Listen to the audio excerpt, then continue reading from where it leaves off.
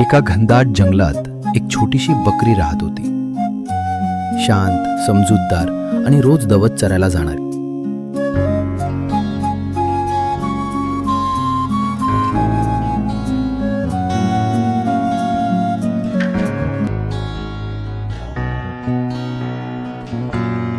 वाह, आजचं गवत तर फारच ताजं दिसतंय.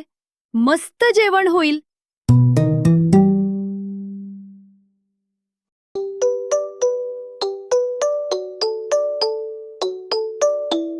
दुसरीकडे जंगलाचा राजा, एक भुकेला वाघ आपल्या शिकारीच्या शोधात भटकत होता.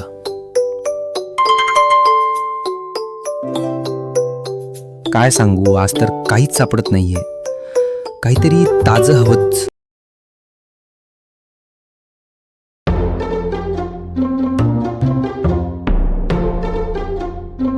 तेवढ्यात त्याच्या नजरेस बकरी पडली.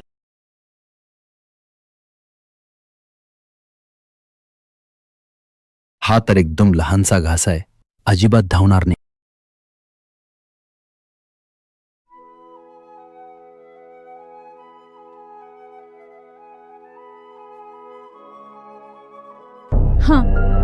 काहीतरी अघटित घडणार असं वाटतंय.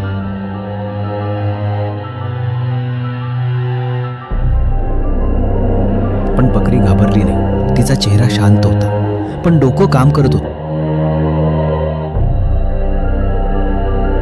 थांबा वाघराजा, खाण्याआधी एक गोष्ट, तू मला मजा देणार आहेस का मरायच्या आधी?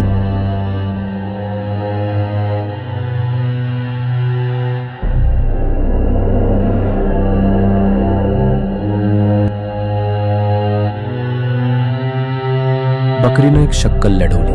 तिने सांगितलं की ती राक्षसाची शिकार नाही, तर रक्षक आहे. मी आहे, त्यानेच मला या कुरणात ठेवले.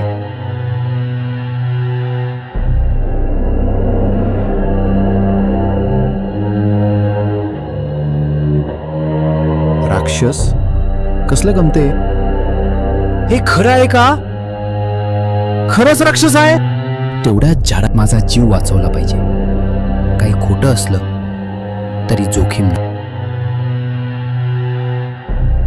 शिकारी किंवा राक्षस, भीतीसाठी कल्पनाही पुरेशी असते. वाघाचे पाऊलखुणा दिसतायत. इकडेच कुठेतरी असेल.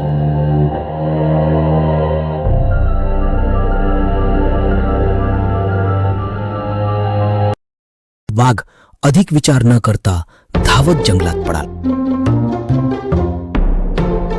माझा जीव वाचवला पाहिजे. काही खोटं असलं तरी जोखीम नको. शिकारी किंवा राक्षस, भीतीसाठी कल्पनाही पुरेशी असते.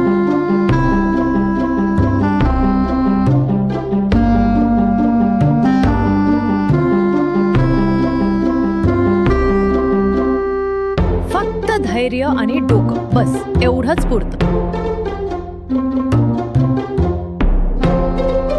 संकट कितीही मोठं असो, जर आपलं मन शांत असेल आणि डोकं जागं असेल तर आपण त्यावर मात करू शकतो.